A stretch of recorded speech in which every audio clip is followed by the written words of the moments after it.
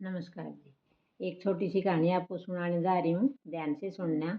एक बार क्या था, एक शरीफ आदमी था और एक अमीर आदमी ने उसके ऊपर चोरी का इल्ज़ाम लगा दिया और पूरे मोहल्ले में उसकी मतलब बदनामी होगी। पुलिस आ गई और जब उसको लेके गए तो कोर्ट में पेश किया गया।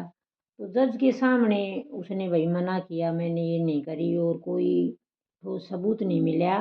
तो जज साहब ने उसको रिहा कर दिया। लेकिन जब वो वापिस आया ना, तो पूरे मोहल्ले के अंदर, जहाँ वो रहता था उस बस्ती के अंदर, मतलब लोगों की जो नज़रें थी ना वो एकदम से बदल गई और उसको तिरस्कृत नज़रों से देखा। तो उससे सहन नहीं हुआ, वो वापिस कोर्ट में गया और उसने वो जो अमीर आदमी था उसके खिलाफ केस कराया। भाई, मेरे को बहुत मान हानि का नुकसान हुआ है और इसके ऊपर केस किया जाए।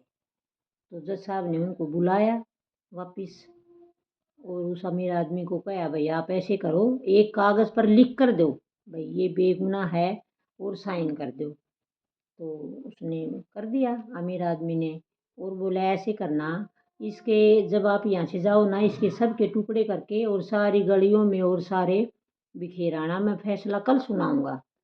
तो उसने जैसे कहा था जज साहब ने, उस अमीर आदमी ने वैसा ही किया और सारे वो टुकड़े डाल दिए। अगले दिन कोर्ट में फिर वो हाजिर हो गए। तो जज साहब बोले, भाई ऐसे करो, अब आप जो कागज़ के टुकड़े हर गली में, हर मोहल्ले में, हर सड़क पे डाले थे उनको इकट्ठा करो। तो उसने देखा जज साहब की तरफ, बोले जज साहब ये मुमकिन कैसे है, भाई हमें ऐसे कैसे उनको इकट्ठा, तो ये तो हो ही नहीं सकता। तो बोले आपने एक शरीफ आदमी की इज्जत को पूरे मोहल्ले में, पूरे शहर बाजार में, सब जगह मतलब इसकी बदनामी कर दी और इस पर गलत और झूठा इल्ज़ाम लगाया, जबकि ये बेगुनाह था।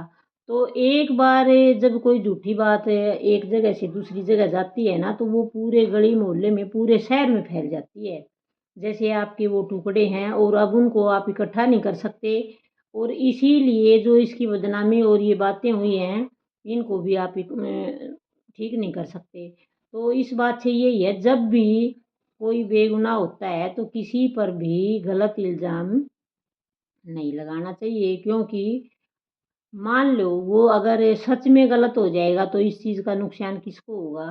तो इसलिए हमेशा सोच समझ कर ही इल्ज़ाम लगाओ। कोई बात नहीं, आपको पता चल गया भाई ये गलत है, तो लेकिन गॉड भी तो हमें माफ़ करता है। हर जगह बदनामी करने की बजाय उसको माफ़ कर दो। धन्यवाद। कहानी कैसी लगी लाइक और कमेंट ज़रूर करना।